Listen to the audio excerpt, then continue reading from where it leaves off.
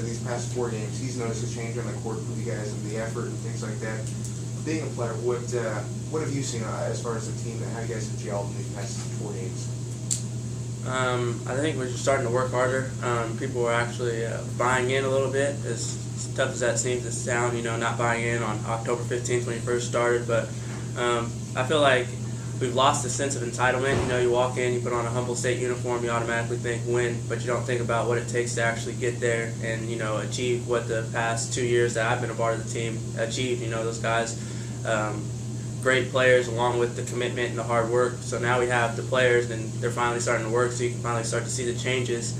And so I just think that people are just buying in more, and now we're actually committed to trying to turn the season around and not give up and, make something out of nothing where it had started. And talking about your senior, and you mentioned those past 2 years, I think part of the program, you know the battles with Chico, you know how much this rivalry is. What do you say to the guys in the locker room who might not have that same level of experience and know that the rivalry that goes along with the game on Thursday? As much as possible, I just try to stress the importance. We take it serious here, they take it serious there. You saw when we went down there and played at their place, and we really didn't come out too well. We didn't shoot the ball very well the whole game, came out flat. We had glimpses where we played well in the press late, but I just try to stress that it's important. The Chico rivalry is going to be here long after we're all done playing, so while you're here, you want to think back, and, when you're 30, I look back on my Humboldt years, and, I gave Chico, a run for the money, 2-0, 2-1, whatever it is. You want to be at the, the top side. You want to be a winning record versus them. And due to last year's downfall, my record slipped a little bit against Chico, but, looking to turn it around, hopefully get this win Thursday. Talking about the second half of the season starts up against Chico on Thursday. For you guys, what are some goals heading into the second half of the season? The main goal is just to win. We all have to do whatever we can to find a way to win, come out and win. I feel personally like we lose games kind of in the last 7 or 8 minutes. We're hanging around, we give teams leads, it's always tough to fight back, and then we make a run, and it's like, where's this been at, the past 32 minutes? And so I think the biggest goal for us is to win, and everyone 1 through 12 to work hard. I mean, after the LA game, we were all banged up, pretty sore. Brandon got hurt in the game, but I mean, everyone can honestly say they played hard, but it's just a matter of playing hard those 40 minutes together versus I played hard for 5 minutes and, the next guy plays hard for 5 minutes, not all consecutively. So I think the biggest goal would be everyone to play hard when they touch the floor, and then to find a way to win. By any means necessary, just find a way to win. How much has the new platoon system kind of helped that, going hard for 5 minutes, and then the next crew will come in and they'll go hard for 5 minutes? I mean, how has the platoon system kind of changed the way you guys go out there mentality-wise? I think it kind of helps in the fact that, when you hear the buzzer going, you're not looking up to see it's like, is it a 3-man coming in, is it 2-man, am I coming out? You just know everyone's coming out. So it's like there's really no saving you as far as whether you hit the last 3 shots or not, or whether you turn the ball over. You have to get past it and really play hard for that 4 or 5 minutes that you're in there, because at the end of that, there's a whole new 5 coming in. It's not really going to change much. Every time we look up in the first half, it's a new 5, and it's just whether or not you guys are going hard. What was that, the Humboldt State game? We started out, and they started out slow. It was like first minute and a half or 2, they came out, but it wasn't just 1 or 2 guys, it was all 5. So, it really just makes you work it. All of us need to work if we want to stay in. Yeah. And, like I asked Coach Kinder, I mean, he said at the beginning of the year that, it might take some time for this team to gel just because there's so many players. I mean, do you think now that you guys been, as a team for 4 or 5 months, that things are starting to click, last 4 or 5 games? Yeah, I think that definitely things are starting to click. I think we're being a lot less selfish.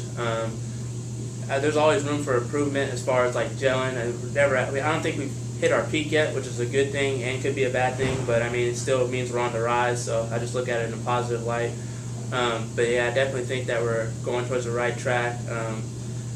I think the little things that we need to do is just work on what we expect each other to do now. I think we have some turnovers late sometimes that we kind of expect one thing or another, and I mean, I'm really comfortable with some guys doing things I want you to shoot it, and they may pass up a shot, and it's you just want them to build that comfortable feeling I trust you to shoot it, so I'm going to give you the ball, and that type of thing. So we just work on that, and we can get through that stuff in practice as we go along.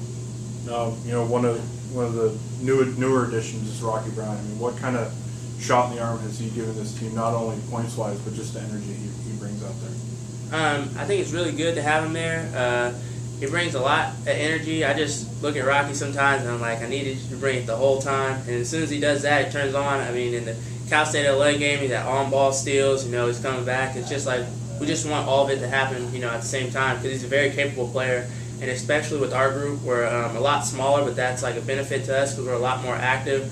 I think we get out in the press and we manipulate it a little bit better than the first group. No pun intended towards them, but yeah. So I definitely think it's a great help. He's a long, lengthy kid, and then like his ability to score is always a plus. So when he can defend and score, it's definitely going to benefit the team as a whole. Tyler, for you, talk about what it's just been like. You were here the last 2 years, knowing DJ and all those guys in that winning tradition and being a part of that, and now you're out there on the court getting it done, but a whole new group of guys. How have you expressed yourself to those guys and kind of let them know the Humboldt way, and how frustrating has it been at times with the new cast of characters, those guys not fully understanding as you got going how you guys do things around here? It can be very frustrating at times, to be honest. You just kind of go home and I still live with DJ, so after the game it's like a full list of a laundry list of things that you could change and help, and it's hard. And I still get phone calls from Scott Clark after the games, and he's asking what's going on and stuff like that. And it's just I just try to express what we believe in here and the tradition. You see banners, you hear about it, you talk about it, but as soon as you get on the road and you actually begin to experience, you start to see it. And I think they saw it a little bit this weekend. Or this past weekend we went and played down in Dominguez. It's a tough environment. A lot of things don't go our way, and you really look back, and if you're not in a green shirt, it's kind of that's it. That's your family out there. And so I think just buying in and believing that, we're a capable team. We just have to go out and do it. But losing games to Monterey and stuff like that, and the first time in history, and yeah, those are definitely some frustrating times, but it just shows me that we're capable. We're not getting blown out by these teams, losing by 8, 9, throwing away games the last couple minutes, losing by 4. So I just think that we just need to learn how to finish out better, come together better. What do you think the difference was? Let's just take Friday to Saturday night. Cal State LA, every time you guys, it would be 10, you get it within 4 or 5, and every time you guys got it close, you shot yourself in the foot. Yeah. And it went back to a 10-point game. Dominguez Hills, when times got tough, you guys beat them instead of beating yourself. What do you think the difference was? We just handled adversity well. The technical with Brett, he got hit, no one lost their composure. We went in, knocked down the free throws, inbound the ball, get a bucket. Now we're on defense. We went from a 6-point game to a 2-point game.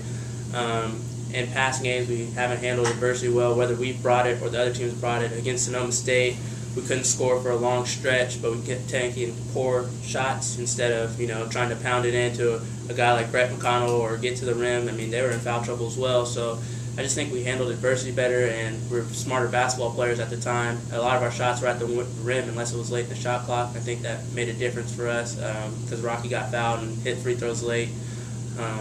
And I think everyone on defense definitely came together and were pulling in. I thought a lot more people were crashing, versus early in the game they were getting a little bit more offensive rebounds, and I think our on-ball defense picked up. So I just think our presence or chance of wanting to win that game was just higher because of last night. We felt like we got cheated for working so hard and then coming out on the short end.